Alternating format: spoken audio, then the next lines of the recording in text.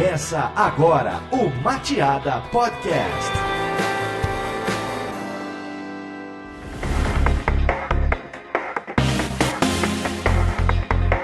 Opa, tudo bonzinho? Aqui é o Denis e eu só não vou morar na Austrália porque eu tenho muito medo de aranha. Opa, tudo bem? Aqui é o Yuri Moreno e eu, apesar do impeachment ter passado, voto sim pra São Francisco. Oi, aqui é o Luiz Bevilacqua e eu não sei o que vocês estão fazendo aí. Meu nome é Bruno Cardoso e o Luiz não confessou, mas ele resolveu ir embora depois de perder no Eleven pra mim jogando com o Denis. Eu sou a Bruna e tô com a página do Decolar.com aberta aqui. Eu sou a Karina Andrade e eu já tô morrendo de inveja do Yuri e do Luiz. Muito bem, hoje nós estamos aqui numa turma um pouco grande para falar sobre como é morar fora do Brasil, né? Vamos sentir um pouquinho de inveja e a gente tem dois convidados aqui hoje e o Luiz tá na Austrália, né, Luiz? Isso. Moro em Sydney há quase 7 anos. E a gente tem também a presença do Yuri que tá nos Estados Unidos. Fala aí, gente, quase 4 anos por aqui. Vamos contar um pouco de história, falar como é que é viver e trabalhar fora do Brasil, vamos entender como é que vocês foram parar aí. Mas isso depois dos nossos recadinhos da semana, né, Karina? Vamos lá.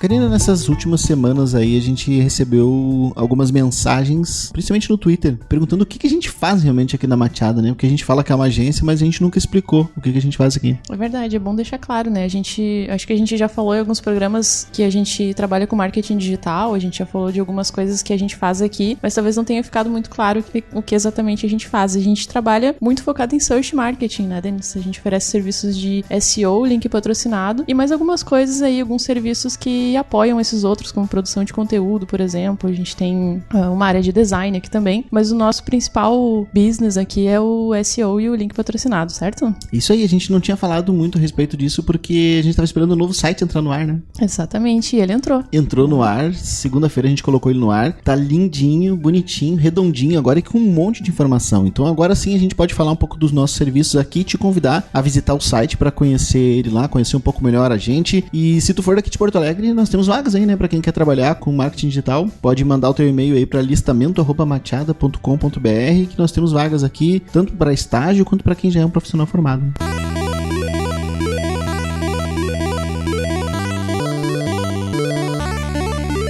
E para quem quiser mandar um e-mail sobre o podcast, para que e-mail pode mandar, Karina? Manda comentários, manda sugestões de pauta, pode mandar críticas também, né? Qualquer tipo de feedback a gente aceita aí no podcast@mateada.com.br. Esses e-mails são bastante importantes, então a gente conta contigo. Nos envie e-mails que a gente gosta muito de receber aqui, muito de ler opiniões. E a gente recebeu essa semana alguns e-mails aqui, um deles é do Roberto Sumares, de Ribeirão Preto. Ribeirão Preto é uma cidade, eu não conheço Ribeirão Preto, mas é uma cidade grande no interior de São Paulo, né? Eu também não conheço, não tenho nem ideia se é longe ou se é perto da capital. Eu acho que, se eu não me engano, é um pouco longe, mas é uma cidade muito grande. Eu arrisco a dizer que Ribeirão Preto é maior que Porto Alegre em tamanho de população. Nossa. O Roberto disse o seguinte no e-mail dele, ó: parabéns pelo podcast, os assuntos são interessantes e vocês conseguem abordar de forma descontraída. Vocês esqueceram de falar algo que aconteceu mais de uma vez aqui no Brasil, que é o bloqueio do WhatsApp. Na verdade, a gente esqueceu de falar não só isso, mas como várias outras coisas. Eu acho que o Aquiles podia voltar aqui pra gente gravar um volume 2 desse podcast, porque ficou muita coisa pra trás, né, Karina? Questão de WhatsApp também tem esses nudes aí que vazam, né? Então, recentemente aconteceu com a esposa do Temer, né? É verdade. Então tem muita coisa mesmo. Existe uma briga muito grande entre a justiça e o Facebook, né? Com essa história da privacidade da informação, eles não querem divulgar. Até, inclusive, agora o WhatsApp ele mudou, né? Ele não armazena mais informação. Então, nem que eles queiram, eles conseguem divulgar essa informação com a justiça. E aí acontecem esses decretos aí que mandam bloquear o Facebook. E aí resolve tudo, porque o bandido lá que usa o WhatsApp pra cometer crime, obviamente ele não vai ficar sem fazer nada, né? Durante aquele período ali do bloqueio do WhatsApp. Mas enfim, a gente deixa pra debater isso numa próxima, né? O pessoal do Telegram agradece. Né? E ele finaliza o e-mail mandando um abraço pra gente, um grande abraço e vida longa ao Mateada. Muito obrigado, Roberto, pelo teu e-mail. O segundo e-mail que a gente recebeu foi da Mariana Marques, aqui de Porto Alegre, e ela diz o seguinte: comecei a escutar o Mateada Podcast por indicação de um colega de trabalho. Eu também trabalho em agência de publicidade e me identifiquei com diversos momentos. Fiquei curiosa por saber qual agência que ela trabalha aqui em Porto Alegre. Sobre a neutralidade da rede, que foi falado no programa, mas não ficou muito claro. A neutralidade da rede garante que qualquer tipo de dado receberá o mesmo tratamento, independente do seu conteúdo, dispositivo de acesso, origem ou destino, ou seja, vídeos, textos e imagens são transmitidos de forma igual. Isso garante que as operadoras não possam comercializar pacotes para acesso específico a determinados sites ou limitar acesso a sites como a Netflix, por exemplo. Isso é bastante importante, porque eu acho que se não existisse essa lei, era bem possível que empresas como a Net, por exemplo, já teria limitado o acesso à Netflix, né? Pois é, eu vi que depois que a Dilma assinou ali o decreto do Marco Civil da Internet, o pessoal começou a dizer que talvez termine esse negócio aí de que algumas operadoras, como a Claro, que eu uso, por exemplo, oferecem acesso grátis, né? Ao Facebook, Twitter e WhatsApp. Talvez isso acabasse com essa história aí do Marco Civil. Mas tu viu que essa semana a Vivo lançou um sistema novo de publicidade onde o patrocinador pode pagar pelos dados, eles chamam isso de tráfego patrocinado. Então, se tu é dono de um Submarino, por exemplo, o Submarino é um dos que já é parceiro da Vivo, aí o Submarino paga a Vivo pelo tráfego que os usuários deles geram. Então, quando tu vai acessar o site do Submarino, tu recebe um aviso, a partir de agora os teus dados navegando nesse site não serão cobrados. E é um modelo novo de patrocínio e talvez isso seja bastante interessante para empresas grandes, né? Muito boa, porque provavelmente para uma ação bem pensada vai valer a pena, né? Pagar por esse tráfego, né? Principalmente para quem é e-commerce, né? Porque o momento que tu dá liberdade para as pessoas navegarem sem o medo de gastar a franquia delas, tu deixa elas mais à vontade para conhecer os teus produtos, para, enfim, entrar e comprar. Gastar mais tempo, né? Dentro do... Gastar mais tempo e mais dinheiro, né? É verdade. A Mariana finaliza aqui dizendo, parabéns pelo programa, já escutei todos que foram publicados. Muito obrigada. O pessoal chama, quando acontece isso de escutar vários, assim, começar desde o começo, eles chamam isso de maratona, né? Fazer maratona. Mas como a gente tem poucos podcasts publicados, isso não dá pra gente chamar de maratona, isso no máximo uma rústica, né? Mas se tu considerar que cada programa tem o quê? Uns 40 minutos? Vai um bom tempo aí pra escutar. Quantos programas já foram? Já foram 6, né? Já dá uma tarde inteira. Já dá uma tarde inteira.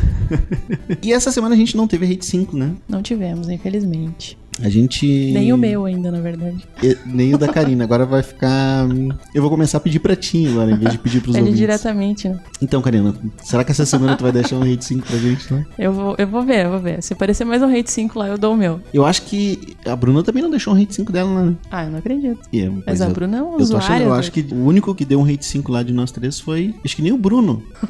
Fica a dica aí, Bruno. Mas que moral que a gente tem de pedir Rate 5, né? Se nem vocês deram Rate 5. Vamos deixar de papo aqui e vamos pro programa, então? Vamos lá, vamos gravar. Hoje o papo vai ser muito legal, eu tenho certeza que muita gente vai ficar com vontade de pegar a malinha aqui e viajar o mundo também, né? É verdade, com 2 convidados bem especiais aí, né? Contando histórias bem diferentes da nossa realidade aqui. Então vamos lá, ouvir um pouco da história deles.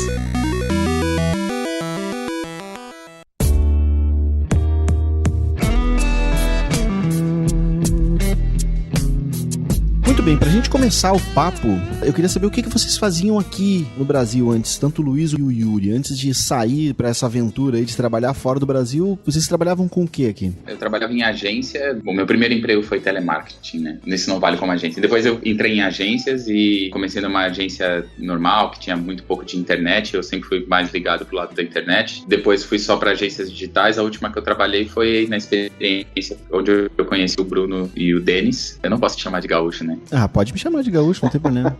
Eu conheci o Bruno e o Denis, o gaúcho, na Cappuccino Digital, onde a gente teve uma experiência bem legal aí, de mais ou menos 1 ano. Mas, ao mesmo tempo, quando eu saí do Brasil, eu saí de 2 coisas, de um país e das agências. Eu decidi que eu não ia mais trabalhar em agência. O meu foi meio parecido também. Comecei também lá atrás com software com ênfase em gestão de empresas mesmo, né, e IRP, Microsiga, TOTS e tudo mais. Vi que era um saco, que eu odiava. Caí pro lado de web. Do lado de web foi a vida inteira também, sempre em cima de marketing de performance em agência, até que eu fui convidado de funcionário para ser sócio também, e depois cofundei outra agência de front-end, e aí também acho que foi um pouco da mesma história também. A hora que eu cansei das empresas, cansei do Brasil, eu larguei a vida de agência e o Brasil. Já é difícil trabalhar fora do Brasil, assim, pelo menos a visão que a gente tem é que não é muito fácil encontrar oportunidades. Aí, encontrar uma oportunidade numa área diferente do que a gente já tinha experiência, não foi muito mais difícil pra vocês? Cara, eu discordo um pouco da parte do que é difícil você arrumar uma oportunidade fora. Eu acho que muita gente acaba tendo esse trauma, mas é que são várias coisas que se misturam nisso. Vou dar um exemplo de Sydney, que talvez seja bem diferente do exemplo dos Estados Unidos. Aqui em Sydney, falta muita mão de obra.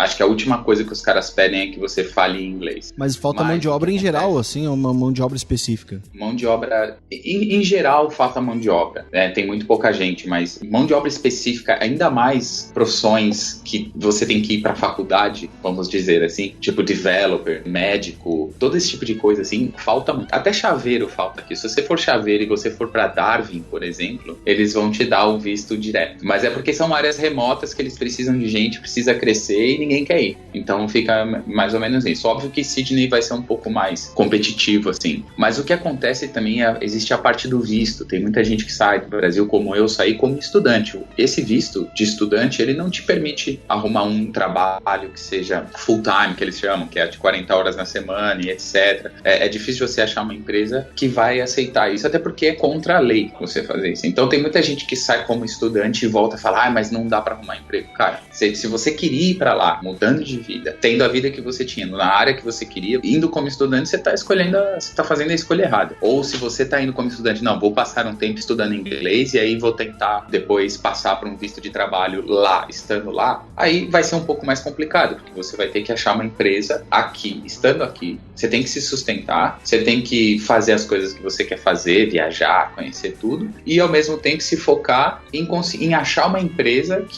que dá o sponsor visa, né, que eles chamam, que é o visto de trabalho. Então isso complica um pouco mais, mas eu conheço um monte de gente que vem pra cá ou pra outros países já com visto de trabalho com vida normal. Então eu tenho que tomar cuidado com esse trauma aí. Eu não sei como é que é nos Estados Unidos, acho que o Yuri pode ter uma visão diferente. Eu justamente tomei a rota mais difícil aí que você falou, porque na minha cabeça eu tinha uma coisa de que eu queria um desafio, eu queria uma coisa nova, eu não tava afim de esperar, eu tinha um momento na minha vida que eu tava bem financeiramente, eu podia sair, me dar o privilégio de correr o risco, vamos dizer assim, né, de ficar um tempo sem cama e tudo mais. Eu decidi meter a cara mesmo, eu vim pra cá com o meu visto normal, né, B1, B2, que seria o de simplesmente passeio e trabalho, né, mas esse visto não contempla nenhuma coisa de realmente ser empregado, né, ser o CLT ou ser um prestador de serviço aqui. Ele só é pra você vir pra reuniões, pra conferências, esse tipo de coisa. E aí eu vim aqui com uma ideia mesmo de, sei lá, ver como eu ia me sentir, se eu ia gostar da cultura, se eu ia gostar do lugar, se tinha oportunidades mesmo pra me oferecer e vim com uma mentalidade de correr atrás, cara. Eu ia em muita reunião, muita meetup que eles têm por aqui, que são eventos públicos, eventos que as empresas promovem, startups, tentava me relacionar, construir indicações, basicamente, dentro de empresas que eu tinha algum foco, algum target, e foi a partir daí que os frutos foram começando a aparecer. É um hustling, é um trabalho mesmo que você vem sem garantia nenhuma e podia dar muito errado, que no meu caso era aquela coisa também. Qual é a pior coisa que poderia acontecer? Voltar pra casa. Então, eu não via muita perda em cima disso. E aí foi aí que eu decidi arriscar mesmo e tirei separadamente 1 ano pra arriscar. Dentro de 1 ano as coisas se resolveram muito bem e aí eu decidi ficar mesmo. This is a final boarding call for the Aer Lingus, flight EI30. Você chega aqui, você tem que fazer a mesma correria que você faz aí. Quando você está no Brasil, você vai em encontros de Web Analytics, você vai em encontros disso e daquilo, nos encontros do grupo de planejamento, você vai em todas essas coisas aí. O cara chega aqui, ele não quer ir nesses encontros, ele não busca esse tipo de coisa, ele tá com vergonha de falar inglês, ele tá com vergonha, né? Porque é óbvio que você não tem a mesma articulação, ainda mais quando você chega aqui, de falar inglês, etc. Mas o cara fica com vergonha disso, ele não quer fazer uma cover letter bem feita, porque não sabe fazer e também talvez não tenha ninguém para ajudar ele a fazer. Eu conheço bastante gente que veio aqui, gente de agência, tá? O meu flatmate mesmo é um cara de agência. Chegou aqui, em 3 meses ele tava com visto de trabalho. Veio como estudante, em 3 meses ele conseguiu visto de trabalho. Diretor de arte, cara bom, foi atrás das coisas, rodou a pasta dele em todas as agências, trampou só em agência boa aqui. O cara tá ali de freelancer, ele ganha acho que $650, $700 por dia de freelancer. Não quer trabalhar como full time de jeito nenhum. Então, é questão de correr atrás. Mas uma dúvida, né? Quando vocês falam, que nem o Luiz citou, né? Do inglês, tem que ter, né? Até pra galera que tá ouvindo. Não adianta, não precisa ser assim, falar um inglês fluente, mas tipo, tem que ter aquele básico, né? Não dá pra chegar aí sem falar nada, né? Tipo,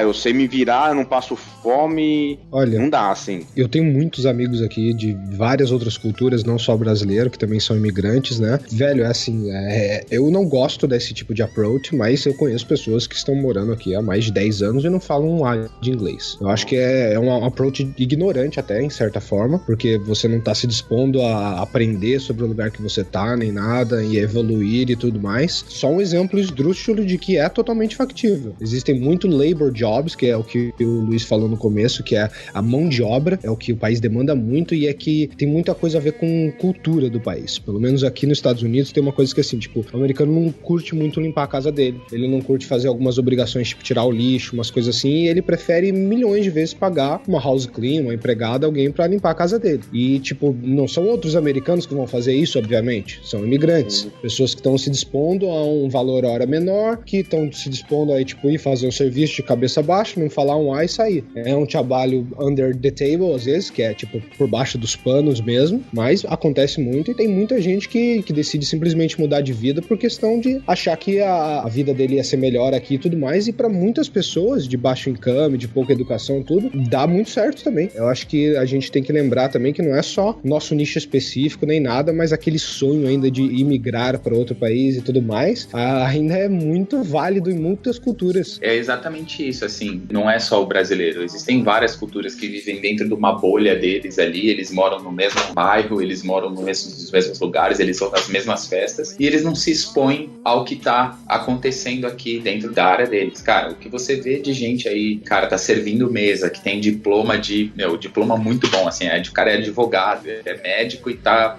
servindo mesa. Você fala assim, por que você tá fazendo isso? Aí o cara vai vir exatamente com isso, mas aqui você não consegue emprego, é só pra quem é australiano, só pra quem tem visto. E é do tipo, eu discordo um pouco porque eu vi, assim, eu não sou exceção. Existem muitos casos aqui, de gente que vem, corre atrás, cara, e de novo, o caso da Austrália é um caso desses. Cara, o país inteiro tem 20 milhões de pessoas, 22 milhões de pessoas, é ridículo, assim. O que eles têm de tamanho pra crescer é ridículo, e o que eles têm de dinheiro pra crescer é ridículo. Então, cara, eu sempre digo pras pessoas, aqui existe muita oportunidade.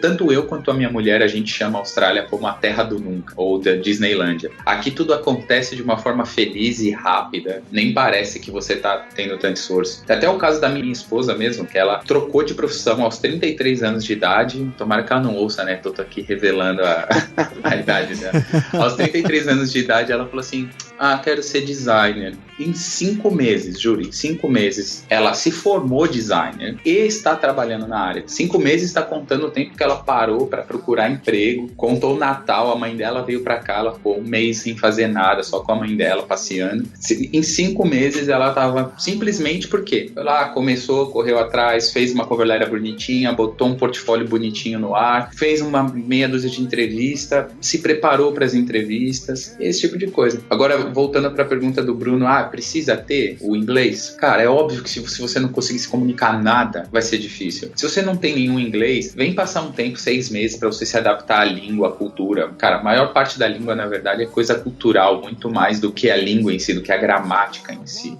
Isso são coisas que você pega. E aí você, cara, vai correndo atrás das coisas. E sem contar também, eu acho que nesses países, assim, como você faz esses trabalhos, eu não gosto nem de chamar de subemprego, porque eu discordo desse termo. Eu também né? discordo fortemente também. Eu tenho amigos aqui que vieram, acabaram virando pedreiro e eles fazem muito mais dinheiro do que eu, e eu não acho que eles fazem menos do que eu sendo pedreiro. Eu acho a vida deles irada. Muitas vezes eu queria ter a vida deles. Se me permite complementar também sobre o que eu falei, da questão da língua, foi um exemplo esdrúxulo também, porque é o que acontece muitas vezes, mas aliando o que você falou da sua esposa, até que é legal, que tem muita gente que vem pra cá com muito currículo e tudo mais mesmo também, e se dispõe, tem essa humildade, tem esse foco e perseverança mesmo, de fazer uma coisa que talvez não estivesse ao nível dele, e parar com aquele cri-cri de, eu era advogado, agora eu vou fazer isso, eu acho que é uma puta de uma bullshit, isso daí. Eu acho que se você tá pra fazer o negócio acontecer, você vai fazer da melhor maneira possível e na maneira que te cabe, que você consegue, em vez de achar problema, né? Então eu acho que tem muita gente que começa a fazer isso, o cara vem pra cá, faz uma coisa que realmente não estava no nível gradual, no nível intelectual dele, ou o que você quiser falar, pra conseguir conseguir chegar nesse lugar que ele quer, pra conseguir fazer um curso, pagar um curso de designer, pagar um bootcamp pra ser developer e buscar a chance dele, a vaga dele no lugar que ele quer, na posição que ele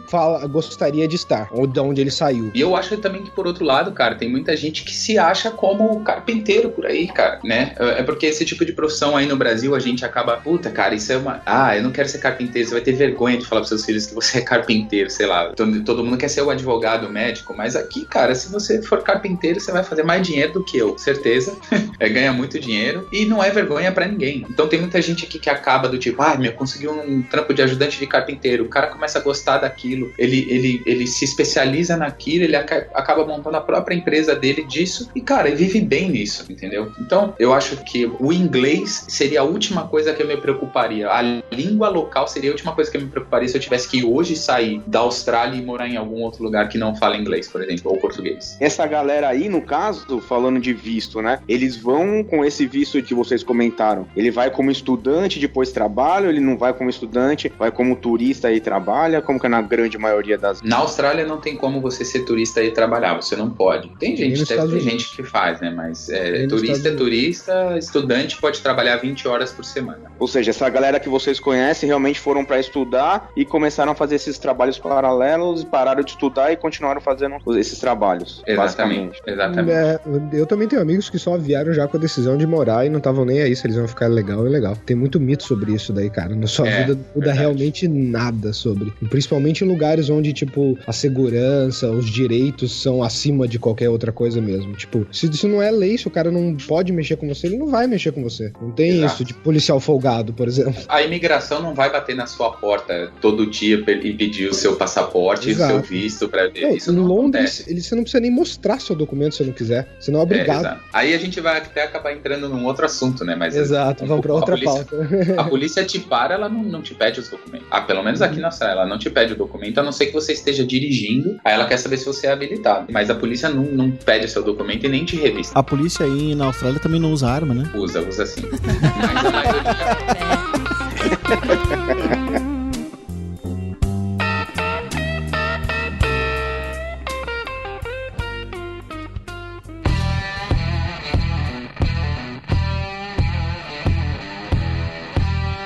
Uma curiosidade, por que vocês escolheram Austrália, Estados Unidos? Por que vocês escolheram os locais onde vocês estão hoje aí? Eu escolhi a Austrália, foi muito sem querer, assim. Na verdade, eu não escolhi a Austrália, eu escolhi sair do Brasil. Isso, sair de São Paulo mais do que qualquer coisa, assim. Eu tava... Entendo a sua dor.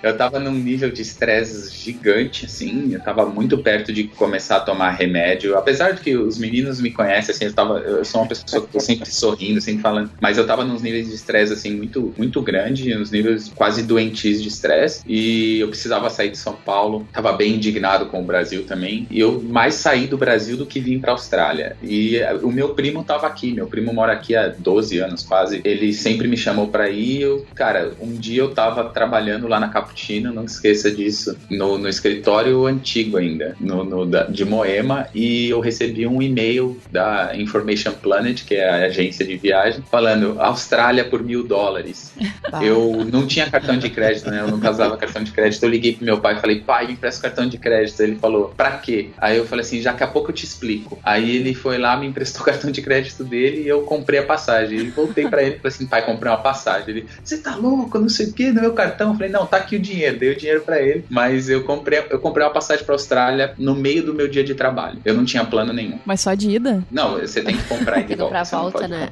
Não, mas daí, como é que funcionou isso? Daí tu comprou a passagem de ida, foi pra Austrália e chegou na hora de voltar, não voltou? Não, eu comprei, aí eu fiz tudo que tinha que fazer. Pra você tirar um visto pra vir pra Austrália, eles conferem o seu visto no Brasil já. Ou seja, você não embarca no avião se você não tiver com visto. Hoje em dia até um sistema eletrônico. Eles pegam seu passaporte lá na hora do check-in e já checam seu visto. Se seu visto não tiver, se você não tem visto, você nem embarca, você nem sai do Brasil. Quando eu comprei a passagem primeiro, aí eu falei, bom, agora eu vou fazer alguma coisa. Aí eu liguei pro meu primo, falei com ele, eu comprei uma passagem, o que eu faço? Aí ele falou, não, pô, vamos atrás de uma escola e tal. Aí eu vim como estudante, eu fiquei 1 ano e meio como estudante aqui. Eu fiz tudo 100% sempre na legalidade. Acho que tem uma coisa que você não brinca se você quer ficar num lugar é com o seu visto. Então, nunca brinquei com o meu visto. Fiquei estudando um tempo, trabalhei, fui peão de fábrica, fui lavador de janela também. Puta fase irada da minha vida, muito, muito boa mesmo. Mas eu não teria como ficar aqui fazendo essas coisas. Eu tinha mais experiência numa coisa que poderia me dar visto, que seria voltar para dentro de um escritório. E foi assim,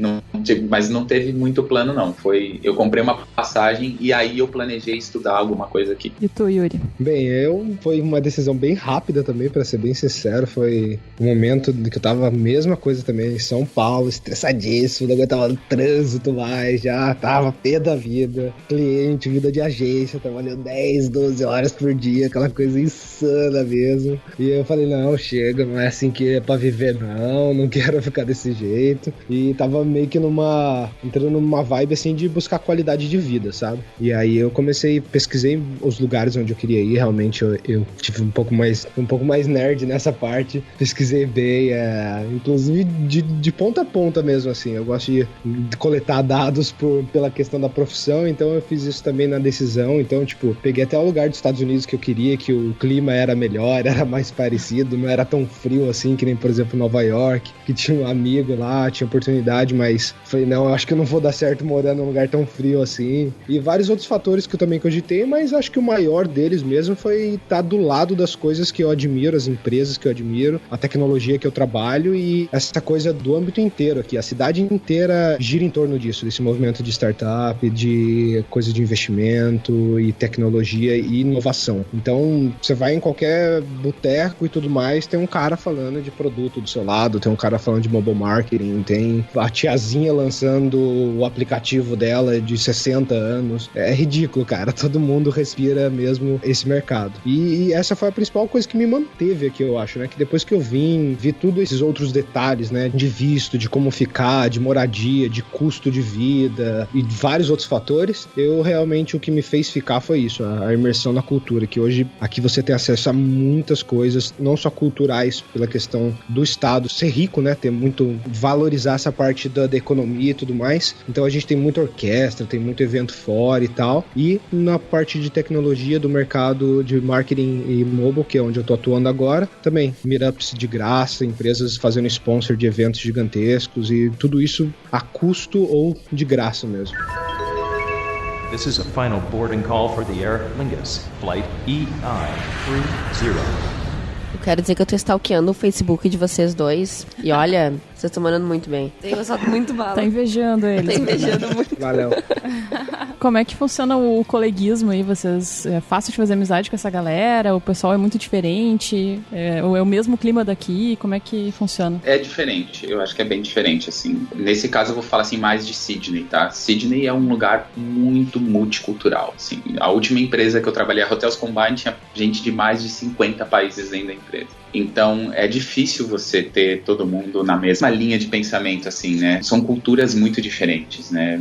Eu aprendi aqui que eu não cumprimento ninguém dando um beijo, né? A gente no Brasil, lá na Cappuccino, todo dia chegava, você vai, dá um beijo nas meninas, dá um aperto de mão nos caras, não sei o que, pergunta tudo aquilo. Aqui não tem isso. Aqui você chega, senta no seu mesa de trabalho e vai conversar. Isso quer dizer que os caras são menos amigos? Não acho que seja. Eu acho que é só uma diferença cultural. Até porque as pessoas aqui, nem homem e mulher, assim, eles não se cumprimentam com um beijo, né? Eu nunca esqueço a primeira vez que eu beijei uma asiática, assim, do tipo de dar oi, né? Fui dar um beijinho na asiática, a mulher quase morreu.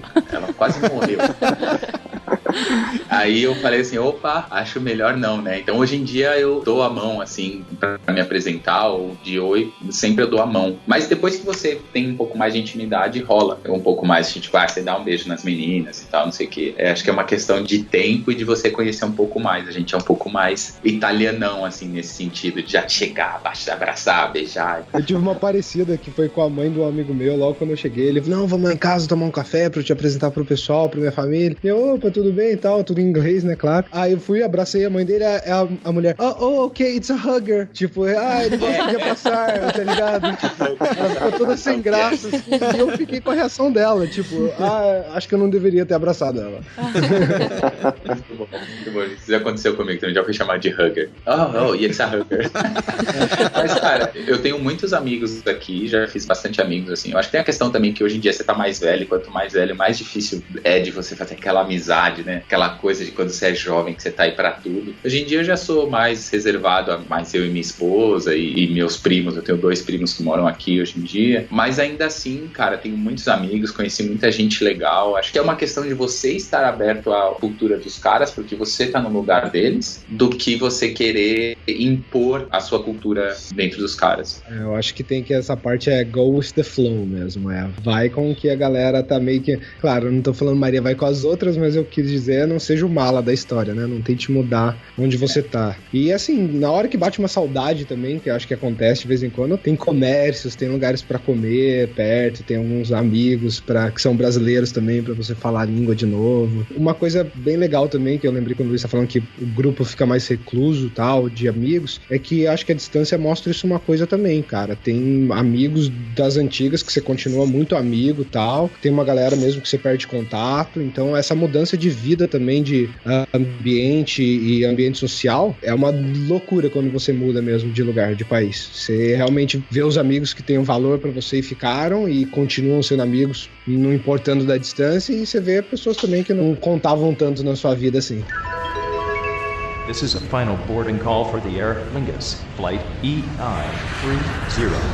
Família, como é que é morar aí longe dos pais, irmãos e... Cara, eu acho que é costume. Assim, eu sempre fui um cara de família grande, assim, né? Não sei se vocês lembram daquela camiseta que eu tinha com a cara do meu avô, do Encontro dos Carvalhos.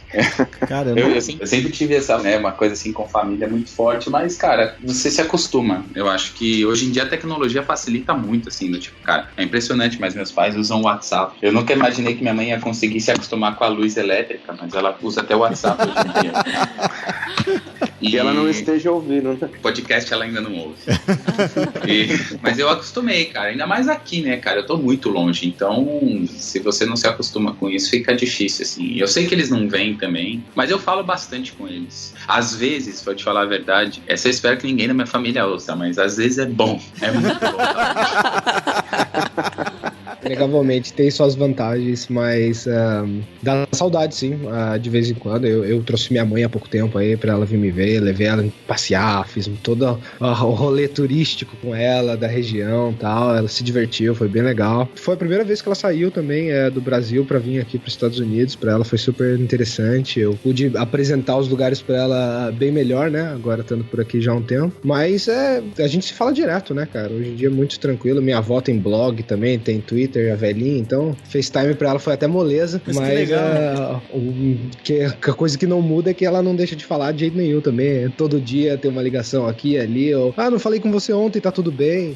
Então, o tempo vai amolecendo isso um pouco, mas de vez em quando ainda bate a saudade. A minha mãe chorou falando comigo assim, de toda vez que eu falava com ela, porque no começo eu não fui um filho muito bom, sabe? No começo eu tava muito dentro de sair daquela minha zona, sair do Brasil e me acostumar aqui. Cara, teve vez de eu ficar tipo um mês sem ligar pra minha mãe, assim. Mas hoje em dia eu sou um filho legal. Tipo, a cada 2, 3 dias eu mando uma fotinha da minha cachorrinha pra ela, só pra ela mandar uma foto minha, tal, não sei o quê. Aí ela fala um pouquinho comigo no WhatsApp, eu ligo pra ela, tal. Hoje eu faço mais, mas eu fiquei um tempão, assim. E ela, por uns 3 anos, pelo menos, ela chorava. Toda vez que a gente se falava, ela chorava. Ela atendia o telefone chorando. Aí foi assim, mas acho que quando eu falei pra ela, assim, falei, mãe, eu decidi ficar e eu tô aplicando pro meu visto de permanência, etc. Acho que aí ela acabou entendendo. E também aconteceu de muita gente da minha família, não muita gente, mas bastante gente da minha família, amigos próximos acabaram vindo pra cá e me visitaram e chegaram pra ela lá com uma notícia boa, sabe? Não, tá legal, tá bem bacana lá, ele tá gostando, ele tá com uma vida boa, que eu acho que ela, hoje em dia, ela fala assim, eu queria que seu irmão fosse também. É óbvio que ela não quer, né? Mas ela fala assim, eu queria que seu irmão fosse também, porque ela sabe que as coisas aí não estão das melhores, né? E não estão mesmo, a gente tá conversando com vocês aqui, tá dando uma vontadezinha aí de sair daqui também. Levar a mateada, né? gente já pensou, a gente já discutiu aqui em fazer uma mateada no Uruguai. Você tinha um cliente aqui, não tinha, Denis? Tinha, na Austrália tinha, sim, até pouco tempo. Né? Era uma escola de inglês, Era né? uma escola de inglês, né? Não sei se eu falo deles aqui ou não. É uma escola de inglês na Austrália. This is a final boarding call for the Aer Lingus, flight EI30. E sobre o preconceito, como funciona? Vocês sentiram muito isso? Ou teve amigos, conhecidos que passaram por algum tipo de preconceito? Ou é só uma lenda de quem nunca foi? Cara, eu acho que o preconceito, você sempre vai sofrer preconceito se você tentar confrontar a cultura local com a sua cultura. Eu acho que se você vai na praia com todos os seus amigos brasileiros e bota um som alto, todo mundo de sunguinha e não sei o quê, aquela coisa bem praia brasileira, eu não acho isso errado de você fazer, mas acho que de uma certa forma isso vai confrontar a cultura local, que é o quê? As pessoas que elas chegam na praia e elas deitam no sol e ficam ali no sol, tá ligado? A praia é um lugar ou pra você fazer esporte, assim, correr, tal, nadar, surfar, ou você simplesmente deita e lê um livro. Então, uma música alta, uma coisa assim, vai incomodar as pessoas. Aí você vai falar assim, cara, se você fizer muito disso sempre num lugar, você pode ver que toda pessoa que não gosta muito de brasileiro, por exemplo, é o pessoal, não é que não gosta, mas que é meio assim, pé atrás com o brasileiro, é o pessoal que frequenta as praias que os brasileiros vão. Por quê? Porque a gente, em grupo, a gente vai tentar colocar a nossa coisa, que a gente gosta de armar uma rede, joga um futevôlei, não sei o que, e aí acaba a gente meio que invadindo um pouco o espaço deles. Isso não é só com a gente, não é só com o brasileiro, isso vai ser com o pessoal do Oriente Médio, que são, como é que fala muslim em português, gente? Isso é muito snob, hein, velho? Muçulmano, isso, desculpa. Sabe, os muçulmanos que acabam, de repente, olhando torto pra uma menina que tá de biquíni, mas, porra, a menina nasceu aqui, ela é daqui, ela usa biquíni quanto ela quiser. Eu acho que todo o choque cultural vai gerar um pouquinho de preconceito dos dois lados, né? Óbvio que o lado dos caras vai ser mais forte porque eles são daqui e tem mais gente dentro da cultura deles. Mas se você, cara, como o Yuri falou, play by the rules, se você vai pelo flow, assim, cara, eu nunca sofri preconceito. E pelo contrário, eu acho que os caras, pelo menos aqui na Austrália, cara, você fala que você é brasileiro, parece que os caras te transformam no Pelé na mesma hora. É muito engraçado. Diz, caramba, brasileiro, nossa, muito legal, quero muito ir pro Brasil. O Brasil é muito legal, né? É muito legal o Brasil. Eu falo, não é não. E o que tu responde numa hora dessa, hein? Cara, eu já passei um pouquinho da época que eu falava, não, porque lá é ruim, porque lá não sei o quê. Apesar de eu ser muito, muito assim, contra muitas coisas do Brasil, o cara tá ali na dele, no sonho dele de ir lá e passar um carnaval e sambar com o dedinho pra cima, eu não vou estragar isso, né? Eu falo, não, você tem que ir. Eu falo assim, você é solteiro? Vai no carnaval, cara. Vai no carnaval lá. As mulheradas vão gostar muito de você. Ou você é mulher também. Eu falo, os homens vão pirar em você. Vai sim, que você vai fazer maior sucesso lá. Eu não vou ficar estragando o sonho, né? A pessoa só tá falando tá falando numa boa, tá tentando fazer uma conversa. Mas eu já fiz isso. Eu já fui do tipo, não vai pra lá que você vai tomar um tiro de bala perdida. Mas eu parei. Parou com a realidade, é isso? Parei com a realidade, Parei. E você, Yuri, sofreu algum tipo de preconceito? Conhece alguém? Ou também é igual o Luiz, que acha que é só questão de se portar num lugar? Eu acho que essa questão de se portar é muito importante e pelo menos a cultura que eu vivo aqui, eu nunca vi ninguém sofrendo de uma discriminação assim na cara por alguma coisa que o cara realmente não tinha um motivo, alguma coisa que não é o que ele tá falando. Você tá vendo alguém fazendo baderna e tudo mais, você não tá discriminando de onde a pessoa é nem nada, você tá, problemas é com a baderna ou qualquer outra coisa. Mas assim, uma coisa que eu acho que é bem interessante a gente falar e até bate nesse ponto de falar sobre bem e mal do país e tudo, é que eu também não sou decomplacente nesse negócio de ficar falando mal do lugar que você saiu, só porque você saiu de lá nem nada. Eu tenho minha cidadania e tudo mais, ainda é brasileiro, e eu tenho orgulho disso. Eu acho que o nosso país a gente não pode achar mal dele porque tem um monte de bosta acontecendo, não é assim. E a parte que tem que ficar clara pra todo mundo é que tem um monte de bosta acontecendo em todo lugar. É o que eu vivo conversando com o pessoal aqui, amigos americanos e tudo mais. É tipo, os caras que são corruptos aqui eles só são melhores em esconder a merda. Eles são mais inteligentes, eles sabem fazer melhorzinho a coisa. Mas eles são ladrões também, na mesma medida, se não mais. Agora, esse negócio de se portar e sofrer preconceito, o que eu posso falar assim de experiência que eu já tive, já vi, preconceito que vem do próprio brasileiro, cara. E é uma coisa bem, bem ruim de ver mesmo, porque é assim, tipo, é brasileiro que chegou aqui meliantes, que acha que tem mais direito que você, que vai te recriminar porque ele acha que você não tá vivendo a cultura direito ou qualquer coisa do tipo. Então, esses foram os exemplos que eu tive, que o cara vira e fala, brasileiro é tudo uma merda, não aprende nunca. É tipo, o cara é brasileiro. não condiz muito com a hipocrisia, mas é o que eu mais vejo. Tem até um ditadinho que o pessoal fala direto aqui, que é tipo, você sai do Brasil, mas o Brasil não sai de você. É esse tipo de preconceito que eu vejo acontecendo. Isso acontece bastante aqui também. Eu vou te falar que acho que minha cabeça mudou muito e hoje em dia eu tenho uma certa dificuldade de ir, por exemplo, numa festa brasileira aqui, assim, eu tenho de verdade. Mas eu não sou contra eles virem pra cá e viverem a experiência deles, entendeu? Eu não concordo, eu faço o meu rolê, eles fazem o rolê deles e por aí vai. Fica mais ou menos nessa, assim, eu não vou ficar falando cara, não, para de fazer isso ou faz de uma outra forma. Eu nunca fui muito fã de pagode, de futebol, então quando tem festa brasileira, esses são os temas, normalmente eu não tenho o que ver lá, então eu também não vou mais por falta de interesse mesmo. E hoje em dia tem o Spotify, né? Você não precisa mais de música. Também.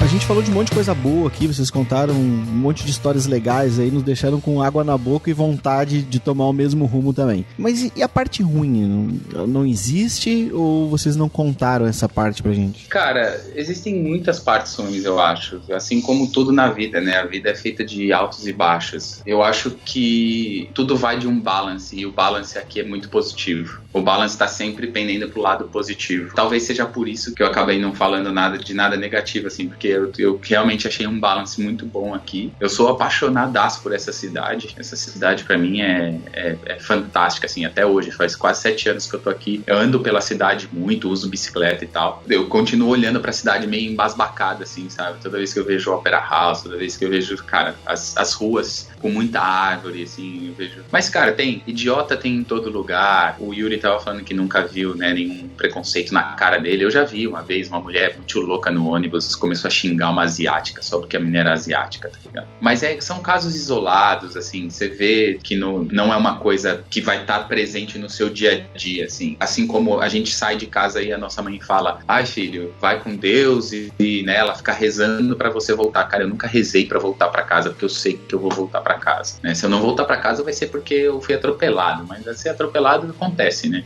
Não vai ser porque alguém vai me assaltar ou coisas desse tipo, assim. Então acho que acaba ficando muito positivo pelo balance. E as coisas negativas aqui, por exemplo, eu reclamo muito, eu uso bicicleta todo dia, né? E eu trabalho bem no centro da cidade. Eu acho que especificamente no centrinho da cidade, vamos dizer assim, bem centrão mesmo da cidade, eu não acho que as pessoas são tão bem educadas assim. Acho que também porque tem muita gente, aqueles horários de pico, eu não acho que faz jus à Austrália o respeito que eles têm pelas bicicletas, por exemplo, dentro da cidade em si. Mas ninguém vai jogar o carro em cima de mim como faz no Brasil, entendeu? Então é ruim, mas ainda não tô correndo risco de vida, sabe? Tipo, uma mulher uma vez buzinou atrás de mim. O que me veio à cabeça na hora, eu falei assim, vou virar motoboy e vou dar um chute no retrovisor dela. Mas aí eu pensei melhor, né? Eu cheguei, parou o farol, eu bati no vidro dela, falei assim, não buzina pra mim. Por que você buzinou pra mim? Ela falou que você devia estar na como é que fala, gente? Ciclovia. Vocês deviam estar na ciclovia. Eu falei assim, mas não tem ciclovia nessa rua. Aí ela falou, então acha uma rua que tenha ciclovia. Eu tô falando isso pro seu bem, que eu quero. Eu falei assim, se você quisesse o meu bem, você não tinha buzinado atrás de mim. Quando você me assusta, eu posso cair da bicicleta, eu posso virar em cima de um outro carro, eu posso fazer... Então não... Aí ela, tá bom, desculpa. Então assim, entende? Não é tão grave assim. Ela foi uma dickhead, ela foi, mas... É ruim, mas é consertável, né? E aí você tem várias outras coisas, né? Eu tenho ciclovia da porta da minha casa até a porta do meu trabalho. Eu não uso porque eu não gosto. E eu não tô fazendo isso contra a lei. Eu posso usar uma faixa de carro como se eu fosse um carro. Então eu prefiro usar aquela faixa de carro do que usar a ciclovia. Mas tem uma ciclovia da porta da minha casa até a porta do meu trabalho. Tu vai todos os dias trabalhar de bicicleta? Todo dia. Tu não tem carro aí? Cara, eu tenho carro. Meu carro, eu usei ele em um ano, eu andei 4.500 quilômetros. Caramba, fantástico. Eu moro no centro da cidade pra isso, né? Eu moro um pouquinho do lado, assim, do centro da cidade. Vamos dizer que eu moro na Liberdade, comparando com o centro de São Paulo, assim. Eu ando pra cidade quando eu preciso andar. Se tiver chovendo, eu pego um ônibus rapidinho, assim. Outra coisa em Sydney, o transporte público dentro da cidade, assim, dentro, só nesse miolinho é uma merda. Não é uma merda, assim, do tipo, você vai pendurado pra fora do ônibus, nem nada, mas acaba sendo demorado, assim. Como eles não deixam o ônibus lotar, por exemplo, se eu precisar pegar o ônibus ali onde eu pego, no horário de pico, vai acontecer que vai passar 5 ônibus lotados e eu vou ficar lá esperando. Mas tem trem, tem outras alternativas, assim. Então, é menos do que poderia ser em se tratando de Sydney, né? Eles estão fazendo uma super reforma aqui agora, que vai ter tipo bondinho, que vai pegar bastante parte da cidade para acabar com isso. Eles vão diminuir muito carro dentro da cidade. Eu só tenho uma coisa, na verdade, para reclamar mesmo, assim, que é hoje o preço do mercado imobiliário, real estate aqui, tá muito inflado, cara. E não é opinião, não, é fato mesmo. Nos últimos 5 anos, eles tá tendo uma inflação mesmo. Eles estão até agora falando que vai existir uma correção. Mas a única coisa chata mesmo, é porque aluguel, moradia, é muito caro em qualquer lugar. E justamente pela competitividade, né? Todo mundo quer estar aqui, todo mundo que tem um espaço aqui, as empresas estão brigando também por real estate aqui. É um lugar desejado, querendo ou não, é oferta e demanda mesmo. Mas então, Yuri, a moradia tá cada vez ficando mais cara aí, mas pelo menos o lugar é um lugar bom de morar, né? E aqui no Brasil, que cada vez ela tá ficando mais cara, e cada vez mais buraco, cada vez mais bandido, cada vez tudo pior aqui, né? Ai, tamo na merda. Quanto é que custa mesmo a passagem pra Sydney? Só de ida. Não pode não. Não, mas a gente pode comprar uma de ida e volta e não voltar mais, né?